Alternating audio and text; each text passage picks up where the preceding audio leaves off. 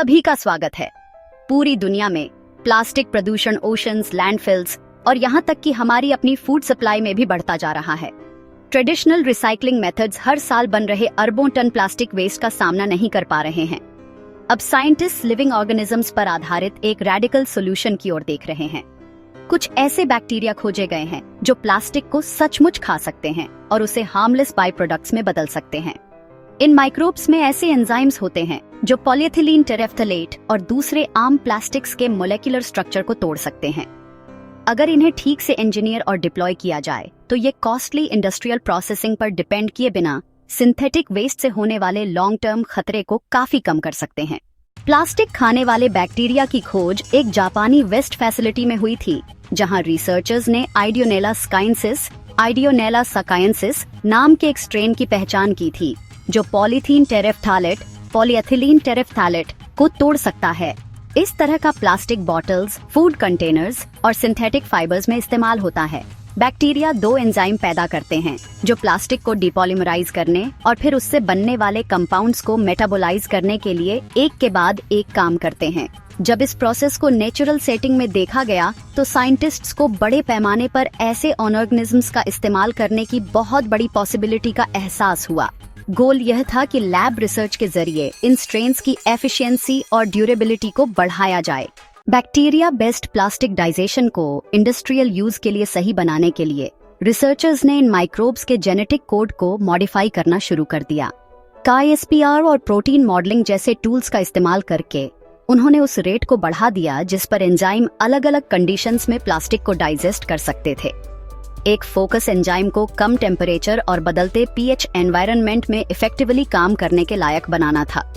यह adaptability bacteria को municipal landfill, river bank या मरीन वेस्ट जोन जैसी ज्यादा रियलिस्टिक सेटिंग्स में सरवाइव करने और काम करने की परमिशन देगी। सक्सेसफुल स्ट्रेन्स को बायोरिएक्टर्स में प्रोड्यूस किया जा सकता था और फिर कंट्रोल्ड वेस्ट ट्रीटमेंट सिस्टम्स में रिलीज किया जा सकता था। लैंडफिल में लगाना सबसे अच्छे एप्लीकेशंस में से एक है। प्लास्टिक को ऐसे ही जमीन में दबाने के बजाय जहां उन्हें खत्म होने में सदियां लग जाती हैं, इंजीनियर्ड बैक्टीरिया को मॉइस्चर कंट्रोल्ड जोन्स में डाला जा सकता है। इन एनवायरनमेंट्स को न्यूट्रिएंट सबस्ट्रेट से मेंटेन किया जाएगा ताकि माइक्रोबियल कॉलोनीज जिंदा रहें और अच्छे से काम करें।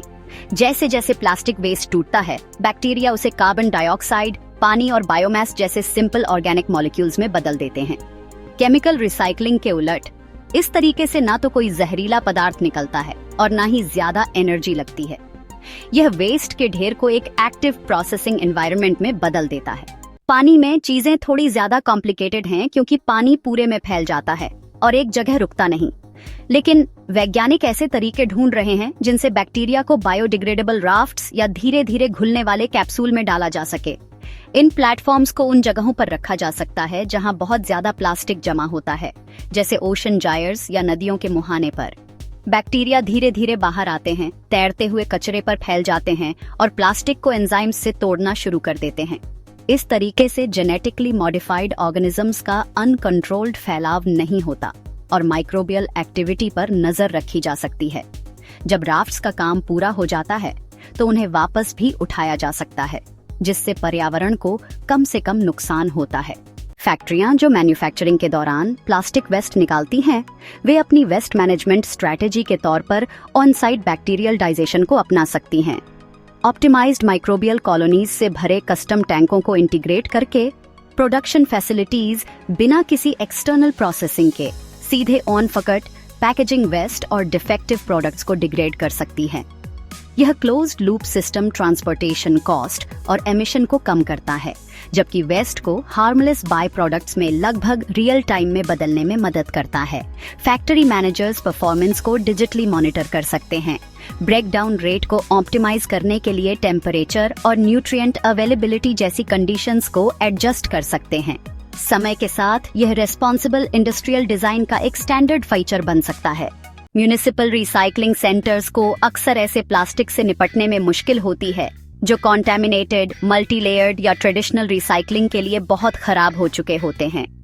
बैक्टीरिया एक ऑल्टरनेटिव तरीका देते हैं जिससे प्लास्टिक की केमिकल बनावट को टारगेट किया जाता है, बजाय सॉर्टिंग और पिघलाने पर निर्भर रहने के। स्पेशलाइज्ड प्रोसेसिंग जोन बनाए जा सकते हैं जहां अनसॉर्टेबल प्लास्टिक को श्रेड करके फिर बैक्टीरियल एंजाइम्स के संपर्क में लाया जाता है। इससे शहरों को उस कचरे से वैल्यू निकालने में मदद मिलेगी जो वरना इंसिनरेटर्स या लैंडफिल्स में चला जाता।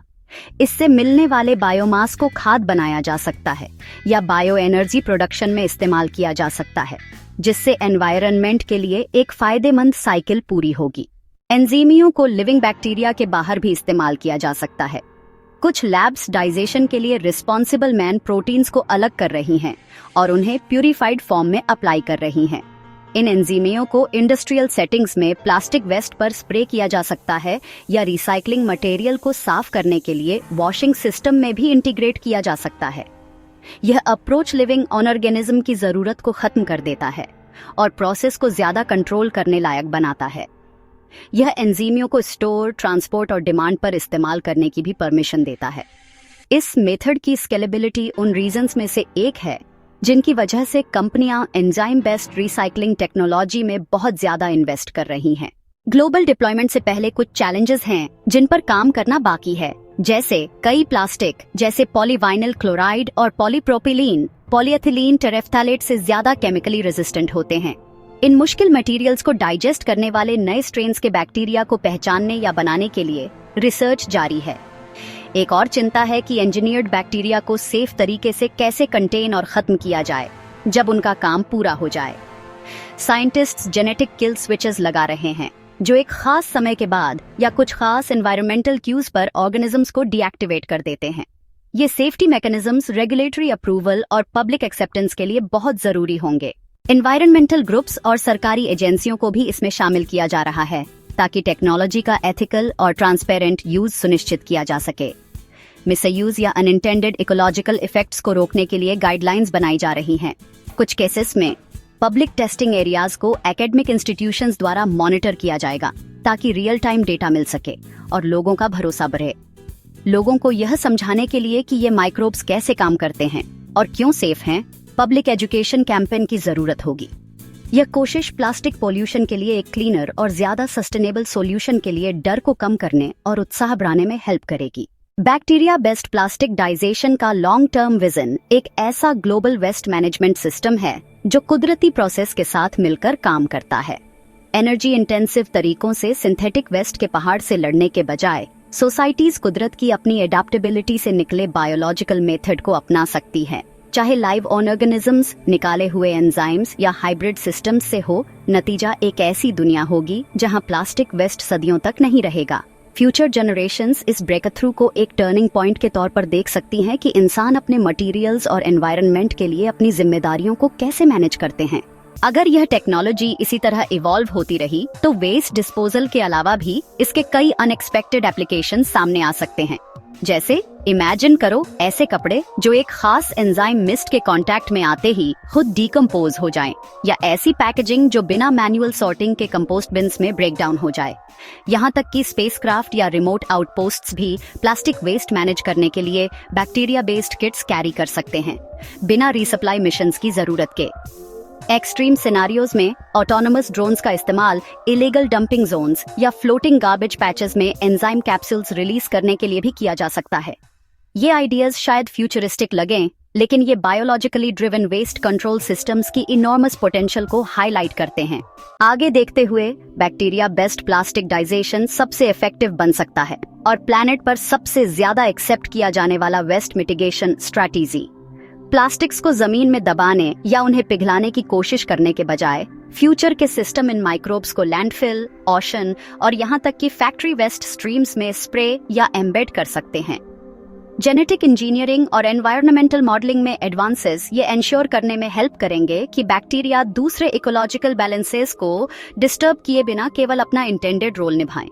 जैसे जैसे ज्यादा नेशंस प्लास्टिक पॉल्यूशन के लिए स्केलेबल आंसर्स ढूंढ रहे हैं, ये बायोलॉजिकल अप्रोच सबसे क्लीन और सबसे नेचुरल सॉल्यूशंस में से एक ऑफर कर सकता है। देखने के लिए आपका बहुत बहुत थैंक यू। प्लीज लाइक और सब्सक्राइब करें।